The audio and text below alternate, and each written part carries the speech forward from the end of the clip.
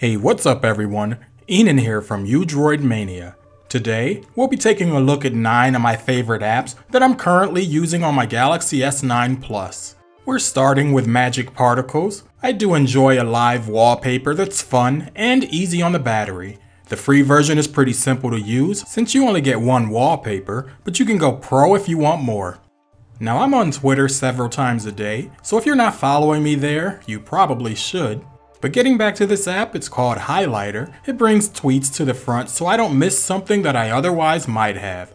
It's really easy to use, just tap it when you want to open your Twitter app to have your highlights surfaced. Next up, I have Balls Race. I don't game often on my phone, but when I do, I like a game that keeps my attention and is fun to play. This is a multiplayer online game. The premise is to get to the end of the track while avoiding the moving obstacles along the way. It might seem easy, but I can tell you that it's not, at least for me that is. Me being the competitor that I am, sometimes I just can't put it down. This game is addictive, yet fun to play. We're 4 apps in, so of course I had to include an app to consume information. It's called Cake Browser. Whether I'm reading up on my football team or checking out the latest tech.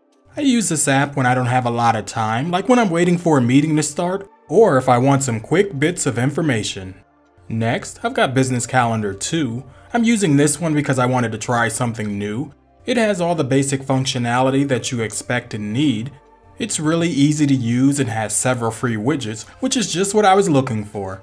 See, in real life, I'm a project manager, which spills into everything that I do. So for me, when it comes to planning and organization, those things are key.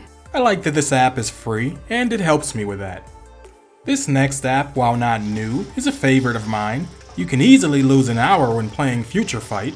Just plug in your OTG cable, connect up the controller, and battle away. This is how gaming is meant to be. With Files Go, I managed to keep all my devices clean.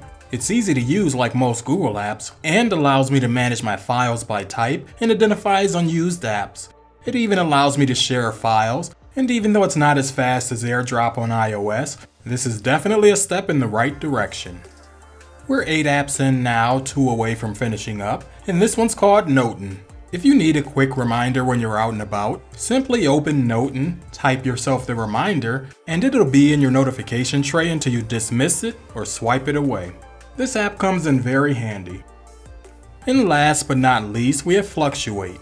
Having this tech channel requires that I purchase a lot of what you see. These things can get pretty pricey, and who doesn't want to save money?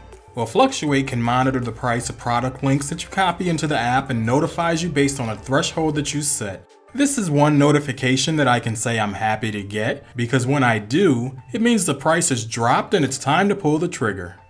Okay, so there you guys have it.